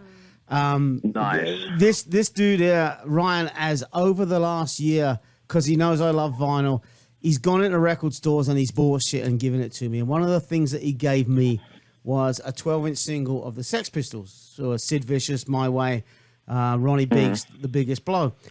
My gift back to you, my son, was this original 1977 version of the Ramones, Rockaway Beach 12-inch single.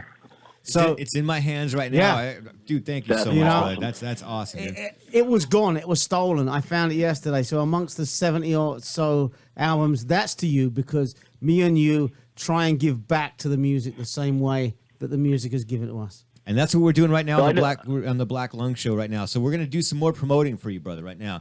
You guys are listening to the Black Lung Show on the world-famous Chaotic Radio. And I say that because people listen to this shit all over the place. I see your posts, man. I see people are downloading your on the beach in Mexico this week. Yeah, on the beach in Mexico. They were listening to Chaotic Radio, and they posted. We're on. I don't know where they were in Mexico, but we're listening to your show. This is so cool. Yeah, you know what? We're getting there. Está bien. That's awesome. Toda la gente está escuchando la música en Oh, you didn't know that, dude. I'm bilateral. That's right. Ryan's an undercover Mexican. I thought the last name was a hint, but Yeah, no, it really is, dude. I'm Mexican. And you know what's funny? It's 20-something years of being Ezekiel's friend. I go over to his mom's birthday party the other night, and both his parents looked at me and they're like, "We thought you were white." They were like, "You speak Spanish?" Yeah, like, we've been friends for 20 fucking. I get this shit all the time. I got this from a customer the other day. They're like, "You look white, man. Why's your last name Pena? Are your parents Mexican?" I'm like, "Oh my god." See, it goes the same thing about music, punk rock, everything. Like, You got to stop judging shit because you don't know what a motherfucker knows. You know, when I worked construction, it was the greatest shit because when people would talk shit about me, yeah. Oh, dude, Pendejo. Oh yeah. Este pinche gringo aquí. No, who the fuck are you talking about, motherfucker? Anyway, you're listening to Black Lung. You're listening to the Black Lung Show live on KidRockRadio.com. You sent us another track from the Richie Ramone Band. We're gonna play that right now. Which track is this, Rachel? Actually, Ben, you can introduce this a little bit better than I can. Which one did I don't remember which one I said. That's how it goes. It looks like your own worst enemy or your worst enemy. That's the one. Okay, yeah, this one. This is another up tempo number, and for my one of the things where you got to remember, Richie and I, he's a bit older than me, just a couple years older. Not much of a stretch there, but one thing that we hit upon was a shared affinity for the Chromax.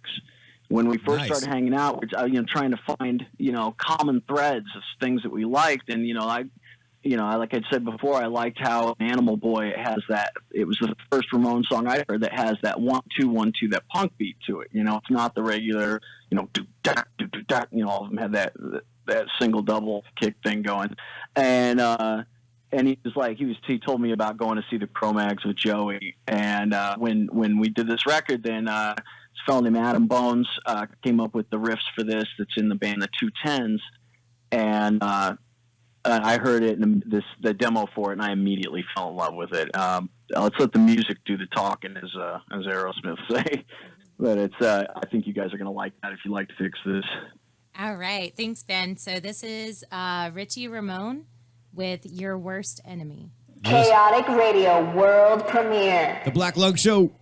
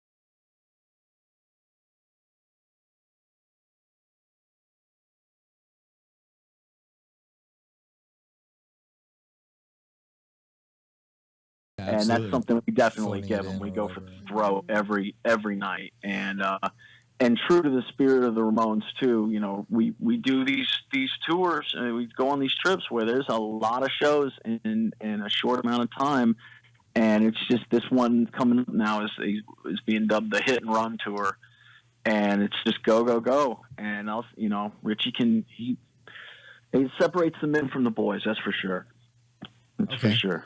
So I got a couple of questions I just thought of real quick. Shoot. One, my touring experience is limited, and I've never been out of the States. So I've seen videos of fans in South America. I mean, just from the videos, they go fucking bananas and ape shit for the Ramones, man. Yes, what they was, do. Yeah, what was your experience like going down there and playing South America? Were they going crazy as Honestly, shit too? it's like being in the fucking Stones. it's That badass? insane. It's like it means a lot to them to keep the spirit of the Ramones and that band. You know, when they talk about that band down there, and Richie can give you more insight. You know, because he went. Of course, he was in the fucking band. I play with the Ramones. It's a big difference. You know. Right. But we've been down. This will be the third time going down there for me. Second time with this lineup. We went last year and it was phenomenal.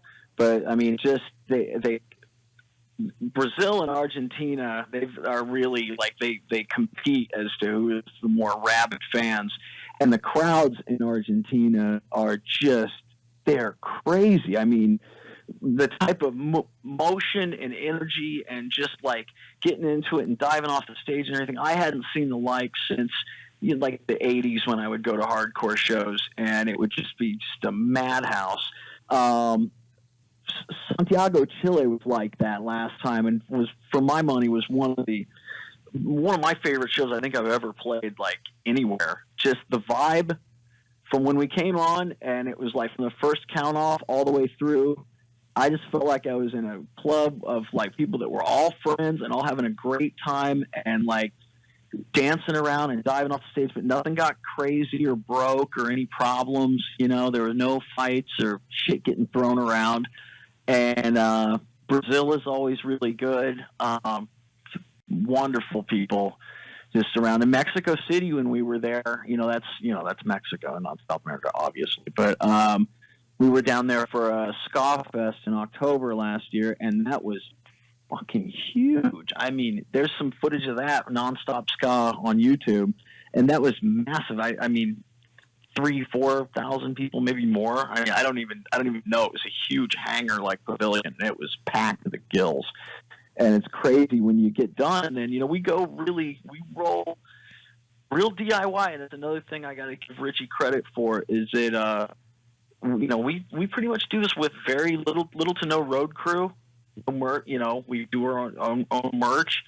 I tech for Rich and for myself as the drummer, and Ronnie pitches in and helps with my guitar setup and to make it's a real crack team that we've got on stage and off, and just to be able to the thing is that we get done playing one of these things, and there's not any security or roadies or anything. And all it takes is like it's a chain reaction. It's the same in Buenos Aires. One person like, oh, can I get a picture? And so you got that flash fantastic reaction in South America. It's insane, and it is insane. It's insane. What is it like when you compare that to Europe and the Brits? Because I grew up with the Ramones. I was 14 in 1977. And you sound like you're from Sweden, right? Yeah, well, I've been up to some Swedish women, but that's where I get the accent from. But it's we put the Ramones so high up, and it's funny because when Richie joined the Ramones, it changed the Ramones, and there's documentaries that so go into what he did with the speed of how he drummed. Right, and it changed the Ramones, and he wasn't in the band for a while. And I'm going to be honest with us Brits, we're bastards, right? and we judge, and I judge CJ Ramone, and I judge this, that, and the other. But everything I've seen since then, at one stage I was like, why are people living off of the Ramones name? And I've changed my stance on that, because I agree with what you're saying. I think that we're not living off the name. We're now we're keeping the name alive. But do you find when you go to the UK and European countries that it's more difficult to sell what you're doing? I would say anywhere. Well, the first and foremost thing is that promotion is a big deal, and there are people that want to see it. There are people that don't either. I've heard it all. From there's your purists that are always gonna argue. It seems to me like the more English spoken and the more higher the standard of living as you get into more Anglo. More availability to music. Records are more prevalent. People are more picky, and they're much harder sell, and they want to compartmentalize. It's the same here in the States too. They want to compartmentalize everything, and they want to go, oh well, this era is better than this era, because it's like it's just a weird self-defeating divide. Yeah, I think we do. It really I think we do. In the States, it's out of boredom, and or something, or it's just kind of this crazy elitism that you get from a certain sects of like music fans and record collectors, especially in punk. There's that elitist element, and I'm guilty of it too. Don't get me wrong. You get me on a tangent about who sucks and who doesn't, and I'll give you an earful. But I've gotten a much wider. That's one thing from this experience in the last, going on 6 years. My worldview has definitely broadened. I understand. I feel like I understand people from different cultures and different backgrounds a little bit more than And what I've noticed is I used to always laugh about, because I work in Hollywood. When I'm in my non-rocking jobs, and we would meet people from all over the world. It's like a global mecca. But it's funny because what they hear about the United States, or especially about Hollywood, is just totally wrong. And what I've found is that when I go to other countries, what they think about the U.S. or what their view of music is, we really, the Brits and Americans, maybe Aussies too, and in Europe to a lesser extent, we really henpeck music unnecessarily. You know what I'm saying? It's like, oh, this era, this particular lineup, this and that. And it's like, well, how about looking at the body of the work and the, for me, sometimes we get several generations of fans that will, and the kids, man, I just think about, we played with Joan Jett in 2014. It was a festival where it was like Berlin, some band that won the contest for the radios, and the pop punk band, us, and then Joan. And there was a whole cheering section in the front, and these kids couldn't have been more than 14, 15 years old. And they were just losing their shit. And you know what they weren't doing? They weren't going, oh, well, I think the Tommy era and blah, blah, blah is better than this era. They did not give a flying fuck. And that's cool. And songs, and you they guys were losing their shit. You've put yourself in a tough position. Hey man, you put the Ramones name on anything, and people are going to judge it. And the music that we've played on the show today speaks for itself. It's not the original Ramones. We don't care. Is it good music? No. Is it in that spirit of the Ramones? And are you taking what the Ramones did to the next generation? And when you say what you said, dude, that's what it's all about. And I fucking love that. Thank you for doing that. Well, and where I stand, and the Ramone that I care about is Richie Ramone, and that's what this is about first and foremost. It's his name on those shirts. It's his legacy for the contributions that he. Do we lose him? No, Ben should still be there. Ryan, do you want to go ahead and talk with Matt a little bit while we try to figure this out? Yeah. It's all right. That's why it's chaotic radio. It's a little chaotic sometimes. We're having fun. And Matt, It's interesting to me how, just hearing his take on the music world and as an artist, how he does his thing and everything. It's so similar. As a filmmaker, it's just so similar. The bullshit that he has to deal with, and he gets compartmentalized into a certain genre or judged by previous work or whatever, and they're expecting him to make the same thing again and again. It's the same thing. Like, as a filmmaker, you're told you do one thing successfully, and people just want to see the same film again and again, or they're anticipating you. I'm glad you prefaced that, because I want to ask you, and I want to get back to you too, man. Because, dude, people, and I'm telling you, I haven't seen the movie, and Dutchie, and I know you haven't seen it yet because it just came out.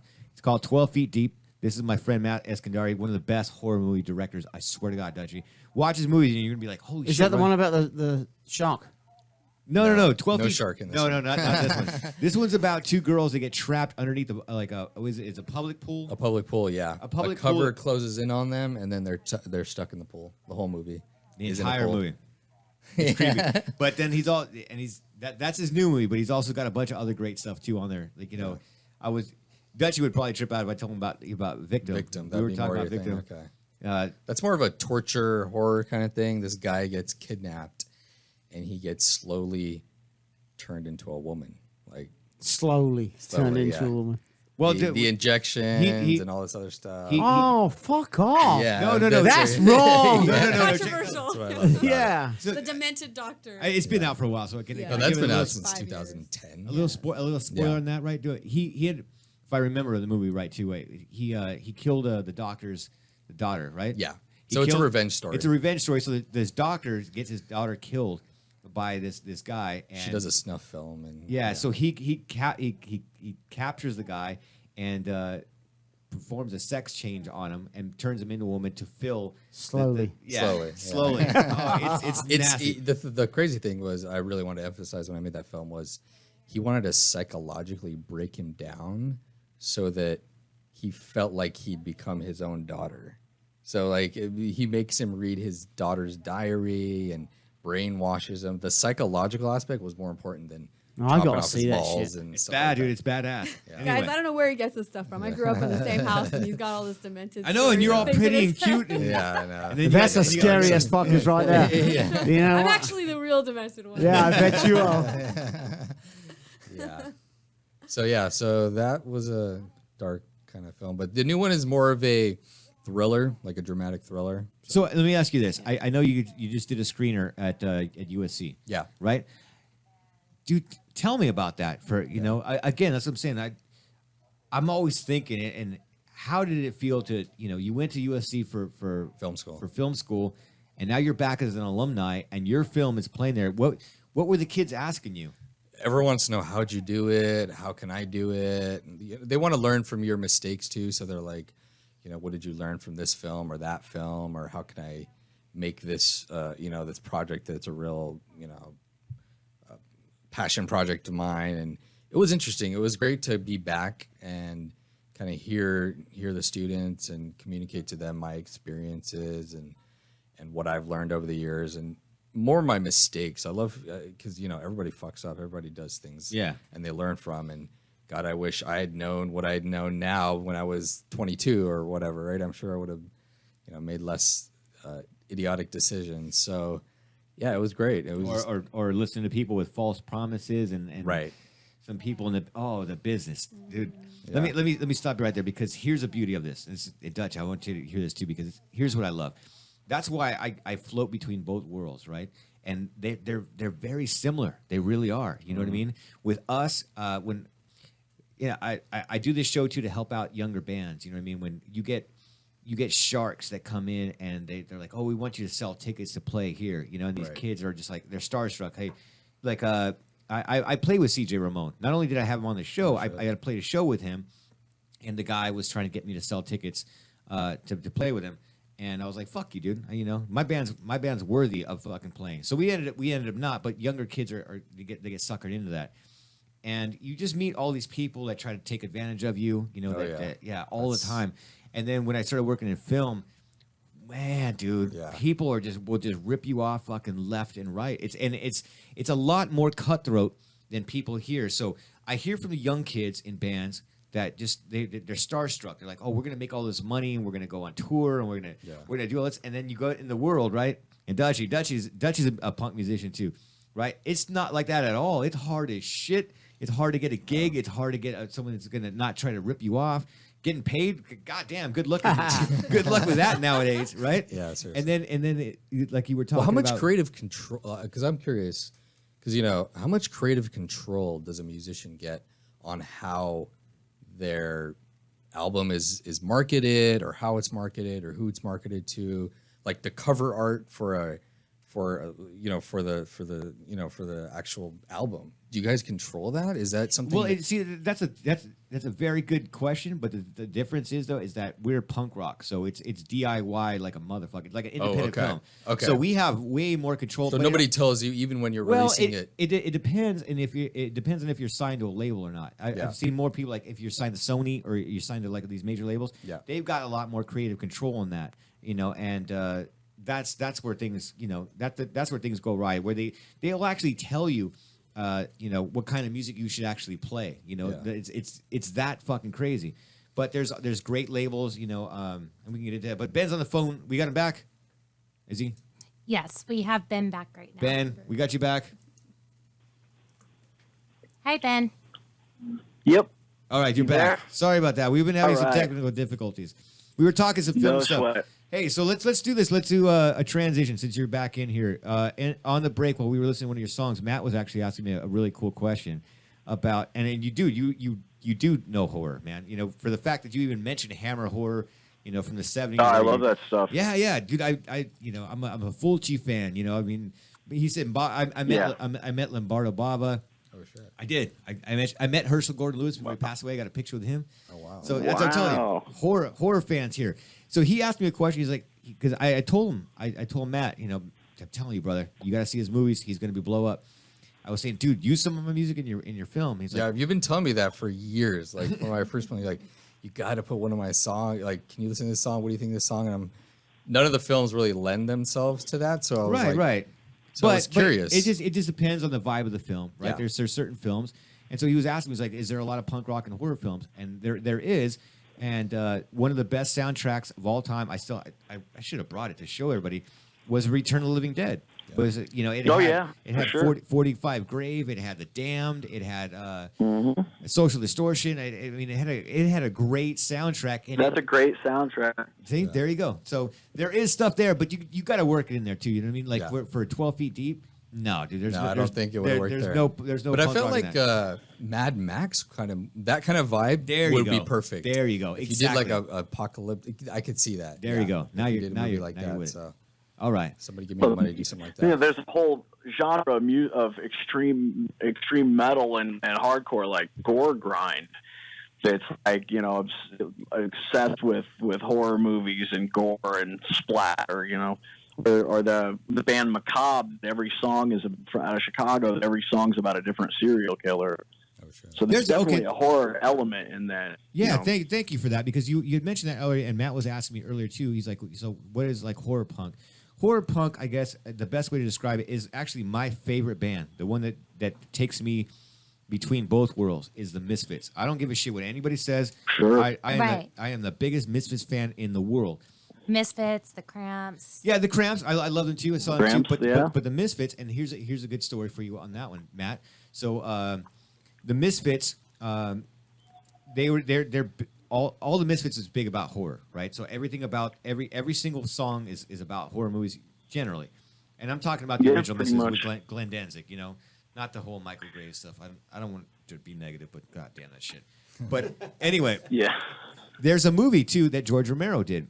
No shit. And it was they were fans of his, and they did a movie called Bruiser. I don't know if you've ever seen it. George Romero's got a movie called Bruiser.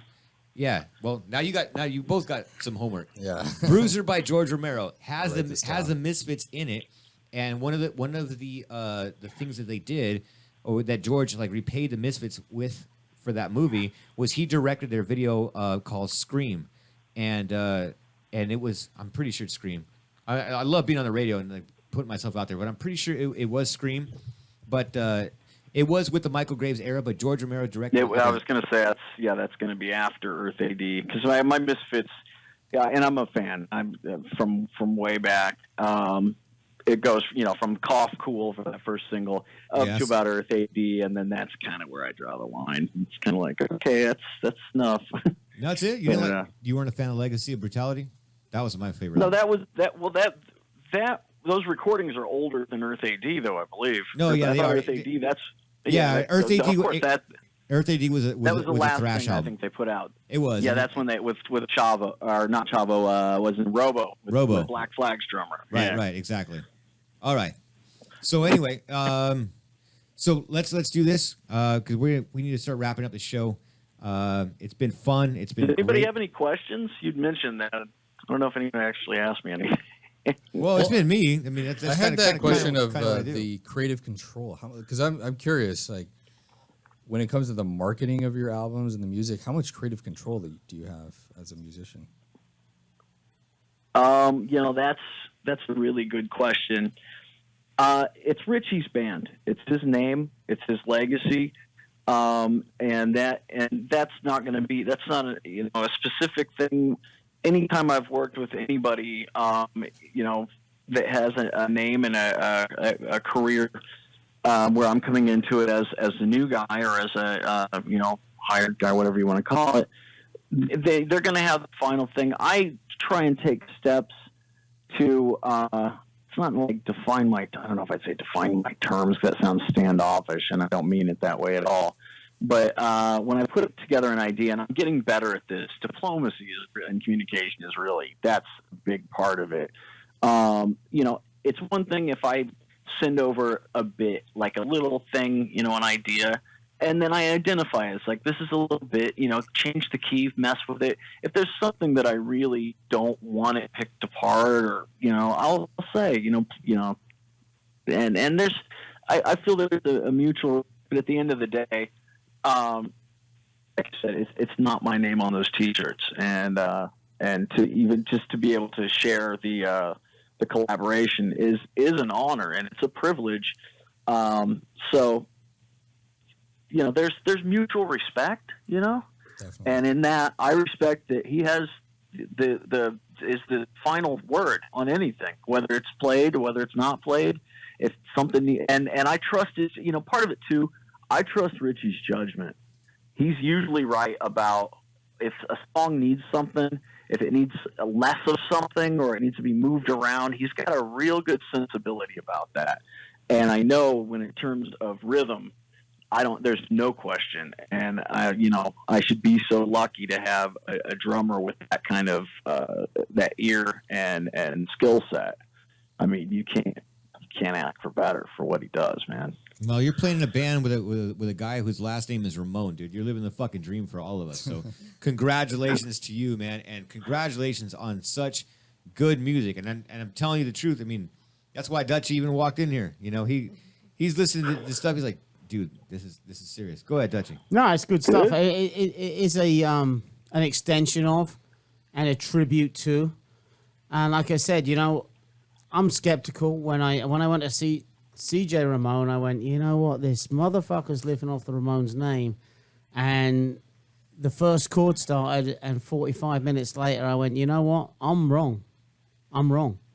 This guy is keeping it alive, not living off the name, and as long as we keep doing that and understand that the Ramones are absolutely fucking legend. Then we're doing the right thing, and your music is fucking great. And I applaud you for saying that. You're a big man, dude, to say that you're wrong, because I'm never fucking wrong. And my name is Ryan Penn. You're listening to the Black Lung Show, and you've got to see Matt Eskandari's films. 12 Feet Deep is a brand new film. 12 Feet Deep. 12 Feet Deep.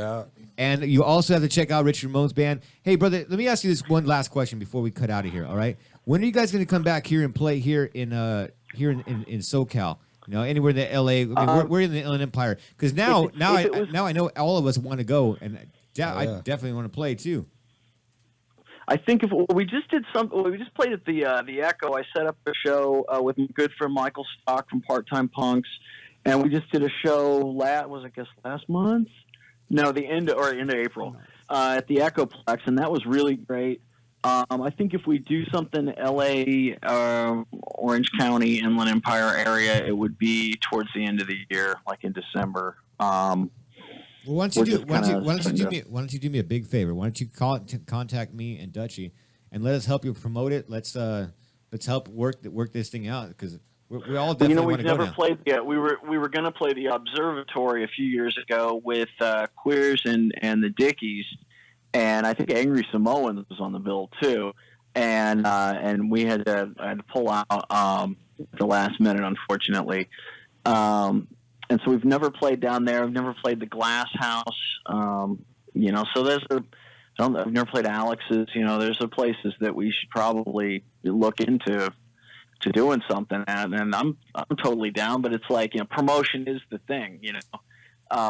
We can help you with that, brother. I promise you. Fuck, it's a full-time job in and of itself, and I got mad respect for the people that do it well, because it's the rotten few hundred promoters that screw it up for the other two. That's right. It's like That's a good right. one really stands up on its own.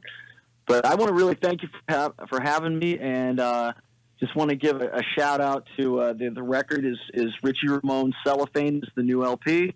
The single is I Fixed This back Pretty Poison. Those are both on DC Jam Records. I want to give a shout out to Cascade Studios in Hollywood. That is like our home away from home has really been helping me out, not just with this, but with all the with the rehearsing and all the things that go into keeping the ball rolling. I can't think of what Headline Records as well. I got to give props to Headline. John Luke and Kenny Garrett that Headline have also been instrumental in at least helping me do what I do. You got to get down So here I too. gotta give Down mad the respect for that. street from us, man, is the best record store in the world, brother. Dr. Strange. Dr. Strange? Dr. Strange. Yeah, I know Bill. All right, cool. Well, I can't wait. And Alrighty. let's get your record in there, man, and we'll go buy it ourselves. So, thanks and if anyone listening is going to be in the South, if you go to richieramone.com, it has the up-to-date tour date. There is a video for I Fixed This. It's really great, too, so you guys need to check that out. And, tell your friends. Well, you heard it first on the Black Lung Show. Maybe not first, but it's definitely something you're going to remember. This is chaoticradio.com. I'm your host, Ryan Pena, in studio with Dutchy Hollins, the man, the myth, the legend. It was a pleasure. Thank you. Thank you, brother. Thank you for letting me on your show. Thank you. And my good friend Matt and his beautiful sister Sarah. Hey, this is thank going you to be so much. Pleasure. Ryan. Trust me, watch his fucking movies, man. I'm telling you, I know it's cool. You don't, but now you do. Anyway, and thanks a lot to Rachel, my beautiful engineer. And thanks for keeping the music scene alive. We'll be back next week with another show. Make sure to check out 78 RPM on Fridays. Make sure to check out A Beautiful Disaster on Tuesdays. Make sure to check out my boy Greg Dixon's show here on Saturdays from 9 to 11. And, check out all the shows here on Chaotic Radio. Help people out. That's what we're all about. You have a good time. And Rachel's looking at me, and we're done. We're done. Hey ho, let's go. Hey ho, let's go. You want to play a song? What song do you want to play? Let's do. I thought you were lining up that vinyl for a minute. I there. was lining up that vinyl, but I thought of something. I had this conversation a while ago when I was talking to my good friend Matt Eskandari, and I was asking him, what punk band do you like? And he was like, you know what my favorite punk band is? And I still remember it, brother. Really? Bad Religion. Here's No Control. Right, yeah. And after that, we're going to play some Pagans. Hopped Up. Culture was the seed of proliferation, but it's got its belt head. Yeah.